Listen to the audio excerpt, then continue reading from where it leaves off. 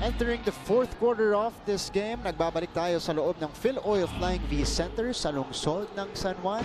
You guys are still with Martin Javier, Coach Hammer Martin Antonio, and Siege Tantenko at courtside. And before we went to the gap, we went to the break, Coach Hammer, I was mentioning San Beda winning all three quarters and scoring in the 20s in two of the three. But the second quarter rather, single digits para sa Blazers. Doon sila nakahihirapang makakuha ulit ng buwelo. And medyo malalim-lalim yung nahukay nila doon na... Ito to yung unang play natin ng fourth quarter. That was Edward Dixon. Called for the personal foul on the rebound play. So 22-point game to begin the fourth quarter here. San Beda in control. They're gonna begin the quarter with Abuda, Oftana, Tangwa, Tonko, and Soberano. No Robert Bolick, no JV Mocon on the floor for San Beda. Raj will back up. 2 seconds to shoot. They need to put one up. Oftana short. Unique Naboa surveys the floor, attacks, kicks it out. Dixon from the corner again. This time it's short. Lutsu with a putback. And points come few and far in between, but it's there. They just need to get the ball to get inside. Yeah. And CSB, because they play in a very fast pace, we know they can put up points in a hurry. Unique Naboa. And Jimboy Pastoran.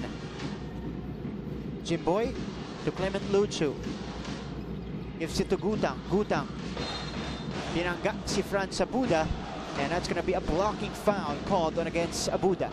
At hindi nakita yung forearm ni Justin Gutang, but great move. Using that crossover step and losing his balance itong si Franz Abuda. Inarangan. Dahil that's the familiar baseline move of Justin Gutang. So kuwang-kuha ni Franz Abuda yung tendency nito ni Justin Gutang. Split second lang na hindi naapakan yung sideline. Ay, yung baseline rather ni Franz Abuda. Naboa attacks. Doesn't score. The shots are there. They just need to make those. These are good attempts from CSB. They're running their patterns properly. The spacing is right. Even ganun yung depensa na exposed din, but they just keep on missing shots. And you have to give credit din kay Coach T.Y. Tang kasi he is getting his players into spots where they can be very, very effective. Last second shot there by Donald Tangwa connects. 22-point lead again, 60-38. Jimboy Pastoran to Gutang. Luchu makes his way to the basket, feeds Aruna. But again, the finish was not there. They get it back. Pastoran, he drives and gets fouled.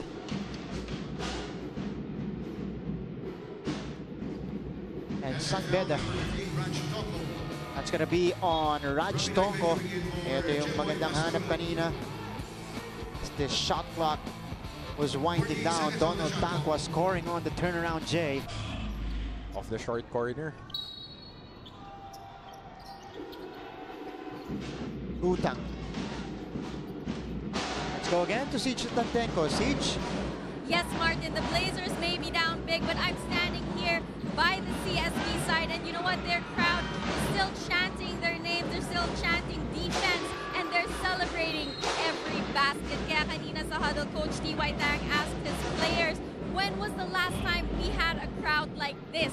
When was the last time that Benilde came out to support our team like this? So right now, I don't want you to look at the score. I want you to keep fighting, build that community, and make them proud. Back to you. Perfectly said by Coach T.Y. Tang. Those are great words from a champion player. In all levels? Yeah, in all levels. And I still remember that SBP game that we had 20 years ago where T.Y. Tang scored the 37 on my grades. At hindi lang yun, kakampi pa niya si Chris Chu. O yun. Double score nila, 80. Silang dalawa lang halos naghati. The Savior Legends. Ayan. Right now, really just a leader, Coach T.Y. Tang. And that's true. Itong CSB crowd. And it's electric right now for the Blazers. Here's Robin Ive. Finally dropping in a three-point bomb. And maganda makita tong crowd natin whenever they make a shot, everybody standing up, just cheering their team. Oftana to Soberano with a finish. Great hands there by AC Soberano, kissing it off the glass. And again, Beda breaking the press and finding the open man on the other end. Haruna, no good. Eugene will get the rebound. Ito ba Eugene, pinasok na rito. 64-41. Raj Tonko. Double team. Oftana fakes the three. Losing it momentarily. Nabigay kay Tonko. Abuda now on the step back. No good on the shot. Here is Gutang for CSB. Ahead to Haruna. Haruna to Naboa. Straight away three. Too strong. Gutang gets the long rebound. Off the spin. The basket is good. And great move there by Justin Gutang off that offensive rebound. Just taking 2 dribbles, pivoting to the baseline and taking that baby hook. Raj Tonko. Sa ulit ang magsiset up dito para sa Red Lions. Going up against the rookie, Robin Ive. Raj. AC. Against Unique. AC puts one up. And that's going to be a shot clock violation. Turnover for Beda. And Vivo V11 perfect shot. Justin Gutang spinning against Franz Abuda and hitting the difficult floater at the baseline. Gutang now with 9 points in the game. And in his last 4 games, almost 22 again. Has been on a tear for CSB. Pero ngayon, again, struggling from the field. 3 out of 12 or 4 out of 13 for Justin Gutang. Robin Ive drives. Count the basket plus the foul. Robin Ive. You gotta love the crowd of the Blazers. Sa papatingin ako dito sa crowd nila, every time they make a play, as we see Robin Ive turning the corner at hilaw yung help side ni Toba Eugene. Igawan yung mga kaklase. Robin Ive trying to spark this a fourth quarter comeback for CSB. Yankee Haruna today, 4 points, 2 out of 9 from the field in the season. Again, he is averaging almost 13 points per game with a very efficient 51% shooting from the field. Doliguez. And a foul called. Okay, Justin Gutang. Doon sa sundot niya, parang nakahawak pa doon sa kabilang braso nito ni number 23, Justin Gutang is third personal. Doliguez. 2 on the Blazers. Right here, makikita mo yung right hand niya. 14 seconds on the shot. Nakakapit. Ayun. Sumapit. So Bolick will start the play. Fresh 14 here for the Red Lions. Bolick at the post. He's got height advantage against Naive. Oh, turning the ball over there. Naboa ahead off the pack all the way. And how about the speed of that guy? At least 3 arm lengths away from AC Soberano of that loose ball. Sprinting, getting it, taking 2 dribbles and finishing on the glass. I'm out on the floor. CSB able to cut the lead down to 16.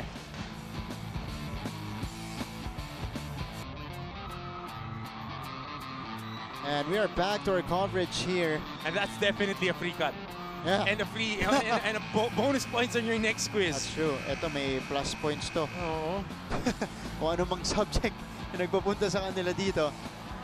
Smiler on cam, the CSB crowd. Again, cheering. And I want to salute the professors who sent their students here to that allow their students to participate. And this is the lifeblood of college sports. True. It's the That's true. students, it's the alumni, it's the communities that support the team. And not only basketball, volleyball, we have swimming, we have soccer, and all those nice sports. That's true. When I was studying, we also had a cheerleading class as one of our PEs. I could only imagine you shouting. You being Mr. Cool, Calm, and Collected. Don't imagine. 3 on the Blazers. Back to our coverage here. Okay, so this is information from our Sultan of Stats, Mr. Pong Ducanes. 3 players averaging in double-digit scoring for CSB. That's Justin Gudang, Yankee Haruna, and Clement Luchu. Today, walang double-digit scorers so far. Closest is Justin Gudang with 9 points. And Soberano connects on the 3-pointer. Specialty of the house from the low wing area. AC Soberano off the lift. Basic read in just 2 steps. Get that in rhythm. AC with the silencer there. And Clement Luchu getting the basket on the other end. Sagutan ng basket dito sa 4th quarter. Toba from mid-range, it's off. Battle for the rebound, it goes to Naive. Gutang on the move. Justin Gutang feeds Luchu. Luchu with a finish. And this is the pace CSB likes to play. And after that first fast break points na nakuha nila, they're starting to hum. Nababa na nila sa 15 tong lamang. Pollock. Oh, to the basket there, Robert Pollock. Okay, bababa na ng 15. Bigay natin kay Mr. 5-0. Robert, ikaw na bahala dyan. Not a sure ball done. Here we go. 17-point lead. Once again. Gutang to Luchu. 3 and 10 remaining. Great intention there by Clement Luchu with that bounce. Dahil nakita niya downhill na sa cut itong si Clement Luchu as we see him. Very, very good habits. Screen and roll. Usually, nagdidrift yung mga big guys. But Clement Luchu, having Coach Ali peak on that staff, really helped him grow exponentially this year. Dahil dati nagdidrift away pa yan. Gusto pang jump shot. Ngayon, hindi. Lagi nilang dumadive. That's true.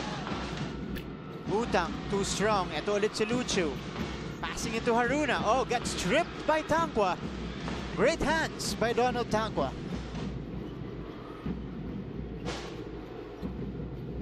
17-point lead. Robert Pollock again. Zigzagging his way to the basket. And that's going to be a personal foul on Luchu. Small things again. How about the patience of Robert Pollock coming off that double high?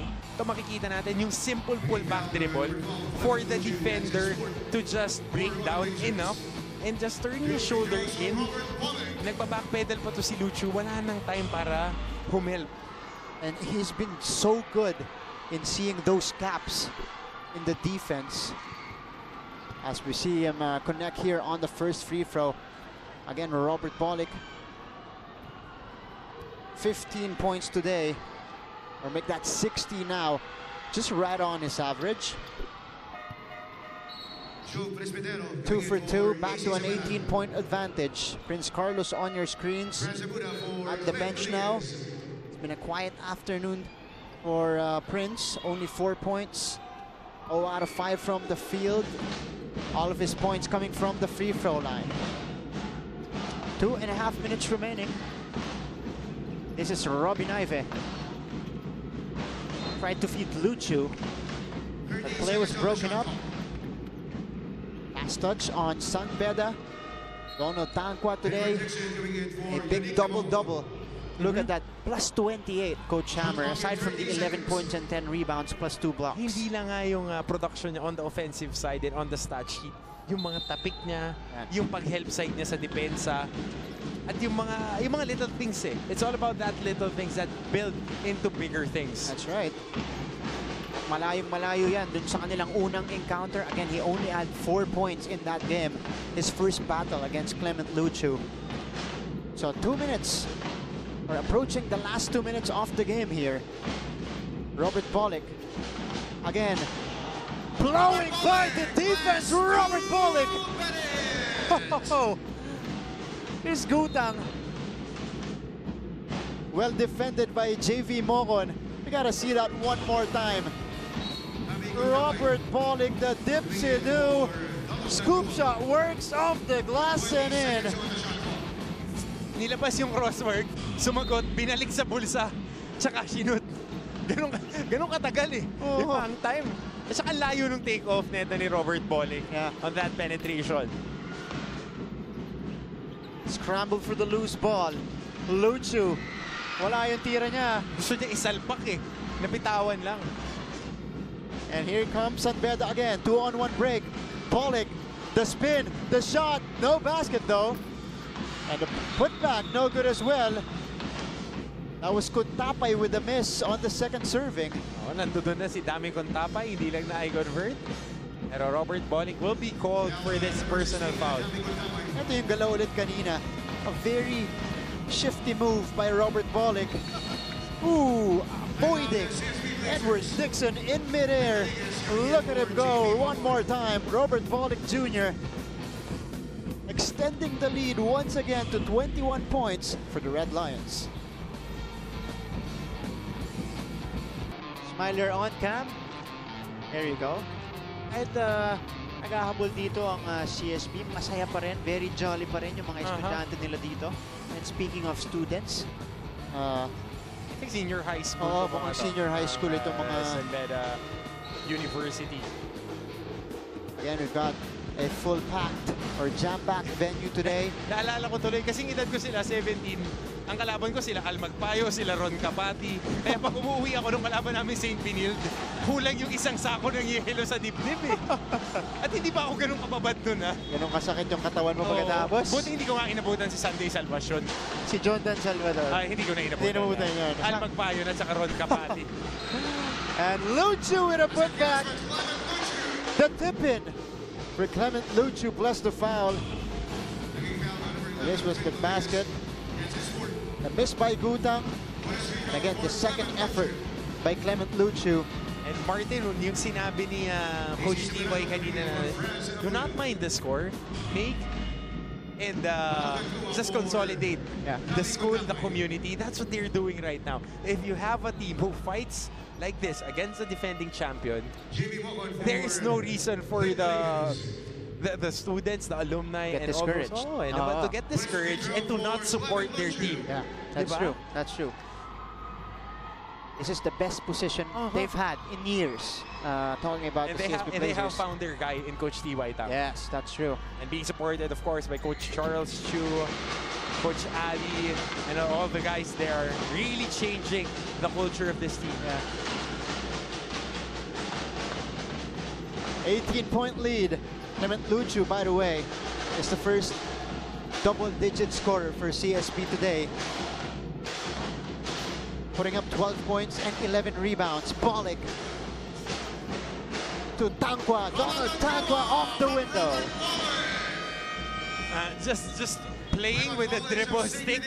Etong si Robert Bolick forcing the defense to get a rotation and on a help side. And on the offside, just diving. Fourth assist for Robert Bolick and another basket para kay Donald Tangwa. And at the tail end of this game, 1 minute and 3 seconds remaining. Balik sa 20 puntos ang lamang ng Red Lions.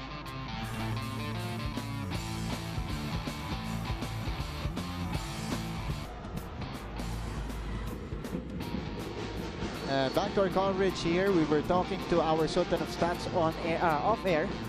Ang season low in points ng Blazers ay 60 points. Now they're at 55. With San Beda producing 20 points. Si Fritz to, kasama natin sa SNA. Shy. Dead Mamuna. Shy. Yan hindi shy. Si Lars, hindi shy yan. Wala. Kaya follow niyo po sa Instagram si Larry para mabuhayan kayo. Ayan. Here's Carlo Young. Mintes mula sa 3. And that's been the story for the College of St. Benilde Blazers. Wide open attempts, but the shots haven't been falling as JP Mocon attacks and misses and battle for the rebound. High school batchmates, Dami Kuntapay and Robin Naive. Naglaban yan sa NCAA Juniors with Kuntapay being part of the Staglets. There you go. Si Naive with the Red Cubs. And you gotta love the intensity. I love the intensity of the crowd.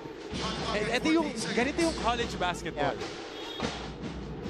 And just to paint you a picture, of this game. Blazers, as we see JV Mocon score on the putback there. Hindi pa tumitigil dito ang Red Lions. 21 out of 72 from the field itong CSB. Almost 30% shooting. At mula sa labas, they are 5 out of 28, Coach Hammer. Good for almost 18%. But you need to give credit to their offense. Yeah. They're not knocking down their shots, but They're a lot executing. of open shots. Yeah. A lot of shots inside the paint that they were not able to convert. Yeah. And it's just good habits. Yung mga dating tinitira nila na wala sa pwesto, they still rotate the ball, they still find the open guys, they just need to knock down their shots. There you go. And that's why they've improved their team standing this year. And moving forward, this would be a very, very interesting stretch run for the NCAA. Yeah. Very promising team, CSB Blazers.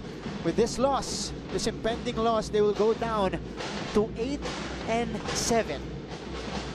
And that is at least a game and a half behind the University of Perpetual Help. Ito namang San Beda will go up to 14-1. They will tie the LPU Pirates at the #1 spot. As we wind down this game, that's it.